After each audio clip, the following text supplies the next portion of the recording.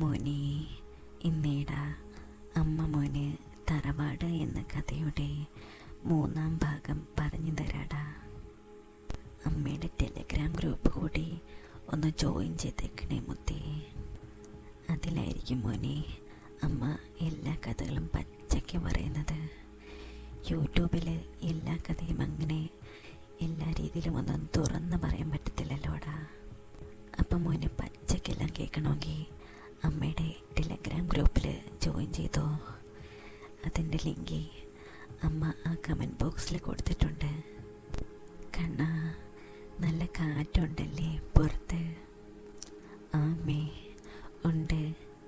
അത് കൊള്ളാനാണോ അമ്മ ഇങ്ങനെ നിൽക്കുന്നേ? ആ മോനെ, ശരീരവും മനസ്സും ഒന്ന് തണുക്കും. അമ്മ കിടക്കുന്നുണ്ടോ? എനിക്ക് ഉറക്കം വരുന്നമ്മേ. നീ ഇങ്ങോട്ട് നീങ്ങി നിന്നേടാ, കുറച്ച് കാറ്റൊക്കെ കൊള്ളട്ടെ. അമ്മേനെ പിടിച്ച് മുന്നിൽ നിർത്തി. അമ്മയ്ക്ക് വട്ട വെറുതെ ഓരോന്നാലോചിച്ച് നിൽക്കാനല്ലേ? എനിക്ക് മനസ്സിലായി. അയ്യടാ, അവിടെ നിൽക്ക് നീ. അമ്മേൻ്റെ തോളിൽ കൂടെ കൈയിട്ട് ദേഹത്തേക്ക് അമർത്തി നിന്നു.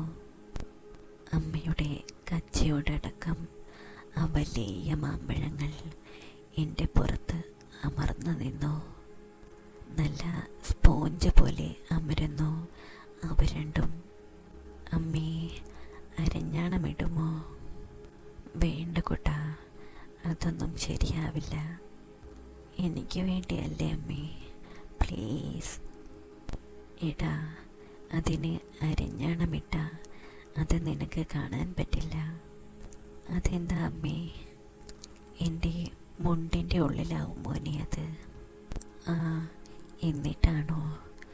അപ്പോൾ അമ്മ എന്നും അരഞ്ഞാണമിട്ടോ? അമ്മ അപ്പോൾ നിനക്ക് കാണണ്ടേ? കണ്ടില്ലെങ്കിലും കുഴപ്പമില്ല അമ്മേ. ആഹാ, അപ്പോൾ അങ്ങനെയായോ? അമ്മേ, എനിക്ക് അത് ഒരു തവണ കാണിച്ചു തന്നാൽ മതി. ആ, മോൻ്റെ ഇഷ്ടം പോലെ. നിന്ന് ഉറക്കം തോങ്ങേണ്ട, ഇവിടെ ഇരുന്നോ. അമ്മ ഒരു കസേര ജനലിൻ്റെ അടുത്ത് വലിച്ചിട്ട് തന്നു. അമ്മ ഇരുന്നോ, ഞാൻ മടിയിലിരുന്നോളാം. അമ്മ, അപ്പോൾ ഇന്ന് നീ ഉറങ്ങുന്നില്ലേ? അമ്മ കിടക്കുമ്പോൾ ഞാനും കിടക്കാം അമ്മേ. അമ്മ കസേരയിലിരുന്നപ്പോൾ ഞാൻ മടിയിൽ വട്ടനെ ഇരുന്നു. എനിക്ക് ഉറക്കം ശരിക്ക് വരുന്നുണ്ട്. മോനെ, അമ്മയുടെ ദേഹത്തേക്ക് ചാരിയിരുന്നോടാ. ഞാൻ അങ്ങനെ തന്നെ ഇരുന്ന് അമ്മയുടെ ദേഹത്തേക്ക് ചാരിക്കിടന്നു. നഗ്നമായ എൻ്റെ സൈഡ് ഭാഗം അമ്മയുടെ മാറിടങ്ങളിൽ അമർന്നു നിന്നത് ഞാനൊരു നിമിഷം കണ്ടു. അതിലൊന്ന് അമർന്ന് തള്ളി നിന്നിരുന്നു. ഞാൻ അങ്ങനെ തന്നെ അമ്മയുടെ തോളിൽ തല വെച്ച് കിടന്നു. എൻ്റെ മുഖം അമ്മയുടെ കഴുത്തിൽ ചെറുതായി മുട്ടിയാണ് ഇരുന്നത്. ആ മുടിയിഴകളിൽ നിന്ന് നല്ല കാച്ചിയ എണ്ണയുടെ മണം എനിക്ക് കിട്ടുന്നുണ്ടായിരുന്നു.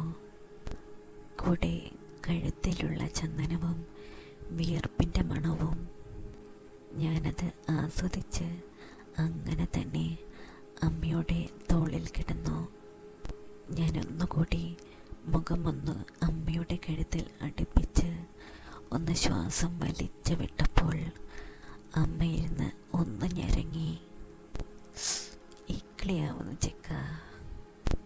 ഞാൻ പിന്നെയും അങ്ങനെ ചെയ്തു. ഈ തവണ എൻ്റെ ചുണ്ട് അമ്മയുടെ കഴുത്തിൽ മുട്ടിയാണ് ഞാൻ ശ്വാസം വലിച്ചത്. കണ്ണാ, കുറുമ്പ് കാട്ടല്ലേടാ. പക്ഷേ ഞാൻ അങ്ങനെ തന്നെ ചെയ്തു. അമ്മയപ്പോൾ ഇക്കിളി കൊണ്ട് ഇരുന്ന് കുലുങ്ങി ചിരിച്ചു. ഞാൻ നോക്കുമ്പോൾ അമ്മയുടെ മാമ്പഴങ്ങൾ ശ്വാസഗതിക്കനുസരിച്ച് ഉയർന്നു താഴുന്നുണ്ടായിരുന്നു. കണ്ണ, നിനക്ക് ഇച്ചിരി കുറുമ്പ് കൂടുന്നുണ്ട്. എൻ്റെ തുടയിൽ പിടിച്ച് ഒന്നുകൂടി അമ്മ എന്നെ ദേഹത്തേക്ക് വലിച്ചിരുത്തി. പിന്നെ എൻ്റെ തല പിടിച്ച് കഴുത്തിലേക്ക് അമർത്തിയിരുന്നു. ആ സമയം അമ്മയിൽ ഒരു മൂളൽ ഞാൻ കേട്ടു. അമ്മ, എൻ്റെ പൊന്നുമോൻ ഉറങ്ങിക്കോടാ. ഞാൻ അമ്മയുടെ ആ മണം പിടിച്ച് അങ്ങനെ കിടന്നു. എപ്പോഴോ ഉറങ്ങിപ്പോയി. പിന്നീടെപ്പോഴോ എന്തോ സ്വപ്നം കണ്ട് ഞെട്ടി ഉണർന്ന് നോക്കുമ്പോൾ ഞാൻ അമ്മയെ കെട്ടിപ്പിടിച്ച് കിടക്കുകയാണ്. എന്താ കണ്ണ, സ്വപ്നം കണ്ടോ നീ? ആ അമ്മേ, സാരമില്ലടാ, ചേർന്ന് കിടന്നോ. അമ്മ എൻ്റെ തല പിടിച്ച് ആ മാമ്പഴങ്ങളിൽ അമർത്തി കെട്ടിപ്പിടിച്ച് കിടന്നു. അമ്മയുടെ കച്ച കുറച്ച് താഴ്ന്ന് അമ്മയുടെ ആ വലിയ മാമ്പഴങ്ങളുടെ ഇടയിലാണ് എൻ്റെ മൂക്കും ചുണ്ടും. ഞാനൊന്ന് ആഞ്ഞ ശ്വാസം വലിച്ചപ്പോൾ അവിടുത്തെ വിയർപ്പിൻ്റെയും ചന്ദനത്തിൻ്റെയും മണം എനിക്ക് ശരിക്ക് കിട്ടുന്നുണ്ട്. നല്ല പതുപതുത്ത പഞ്ഞിക്കെട്ട് പോലെയുണ്ട് അമ്മയുടെ അവിടം. തലയിണയ്ക്ക് പോലും ഇത്രയും മാർദ്ദവം ഉണ്ടാവില്ല എന്നത് തീർച്ചയാണ്.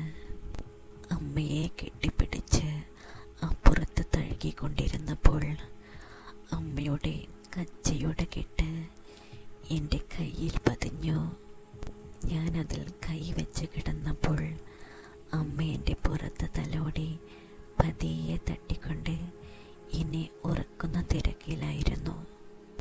ഇതുപോലെ എന്നും അമ്മയെ കെട്ടിപ്പിടിച്ച് കിടക്കാൻ ഭാഗ്യമുണ്ടാവണേ എന്ന് പ്രാർത്ഥിച്ചുകൊണ്ട് ഞാൻ എപ്പോഴോ ഉറങ്ങിപ്പോയി. കണ്ണാ, എഴുന്നേൽക്ക്, അമ്പലത്തിൽ പോകണ്ടേടാ. എന്നുമുള്ള പരിപാടിയാണ് കുടുംബക്ഷേത്രത്തിൽ പോകുന്നത്. അവിടെ പോയി വിളക്ക് വെച്ചതിന് ശേഷമാണ് വീട്ടുജോലികൾ തുടങ്ങുക. രാവിലെ 6 മണിയോട് കൂടി ഞങ്ങൾ പോകും. ആ, എഴുന്നേൽക്ക് മോനെ, വേഗം കുളിച്ച് വാ, എന്നിട്ട് വേണം അമ്മയ്ക്ക് കുളിക്കാൻ. ഞാൻ നോക്കുമ്പോൾ അമ്മ മുണ്ടും ബ്ലൗസും ഇട്ട് കയ്യിൽ തുവർത്തുമായി നിൽക്കുന്നു. ഇന്ന് പോകണോമേ? അമ്മയപ്പോൾ എൻ്റെ കൈ പിടിച്ച് വലിച്ച് എഴുന്നേൽപ്പിച്ചു. അങ്ങനെ മണ്ടിച്ച് നിന്നാലോടാ, വേഗം പോയി പല്ല് തേച്ച് വന്ന് കുളിക്കാൻ നോക്കിക്കേ. ഇന്ന് ഒരുമിച്ച് കുളിക്കാമേ. ഈ ചെക്കൻ്റെ ഒരു കാര്യം, വേഗം പല്ല് തേച്ച് വാടാ, ഞാൻ കുളിപ്പുരയിലുണ്ടാവും. ഞാൻ വേഗം പല്ല് തേച്ച് വന്നപ്പോൾ അമ്മ കുളിപ്പുരയിൽ തിരിഞ്ഞു നിന്ന് അമ്മയുടെ ദേഹത്ത് ഒരു മുണ്ട് കുത്തി മുണ്ട് ചുറ്റി നിൽക്കുന്നു. അമ്മ, ഈ തോർത്തെടുത്തോ മോനെ. ഞാൻ തോർത്ത് അരയിൽ ചുറ്റി മുണ്ടൂരി അമ്മയുടെ കയ്യിൽ കൊടുത്തു. അവിടെ 2 വട്ടിയിൽ വെള്ളം പിടിച്ചു വച്ചിട്ടുണ്ട്. ഞങ്ങൾ ഒരുമിച്ച് അതിൽ നിന്ന് വെള്ളമൊഴിച്ചാണ് കുളിക്കാറ്. അമ്മ ആദ്യം കുനിഞ്ഞു നിന്ന് തലയിൽ വെള്ളമൊഴിച്ച് സോപ്പ് തേക്കാൻ തുടങ്ങി. ചെറിയ കുളിപ്പുരയായതുകൊണ്ട് അമ്മ അങ്ങനെ നിന്നാൽ എനിക്ക് കുളിക്കാൻ പറ്റില്ല. അതുകൊണ്ട് ഞാൻ വെറുതെ അതും നോക്കി നിന്നു. തലകുളി കഴിഞ്ഞ് അമ്മ തുവർത്തി മുടി തോർത്ത് കൊണ്ട് ചുറ്റി തലയിൽ കെട്ടിവെച്ചു. പിന്നെ എന്നെ തിരിഞ്ഞു നോക്കി. എന്നെ നോക്കി തന്നെ വെള്ളമെടുത്ത് അമ്മ സ്വന്തം തലയിൽ കൂടി ഒഴിച്ചു. 2-3 കപ്പ് ഒഴിച്ച് തണുത്ത് വിറച്ച് നിന്ന അമ്മയെ ഞാനൊന്ന് ശരിക്കും നോക്കി കണ്ടു.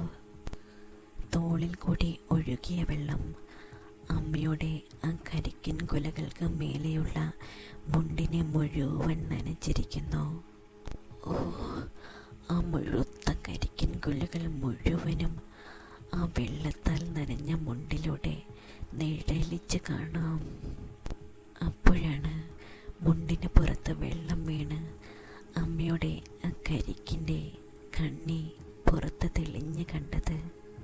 ഞാൻ നോക്കുമ്പോൾ അവ രണ്ടും മുണ്ടിന് പുറത്തേക്ക് കുത്തി നിൽക്കുന്നു.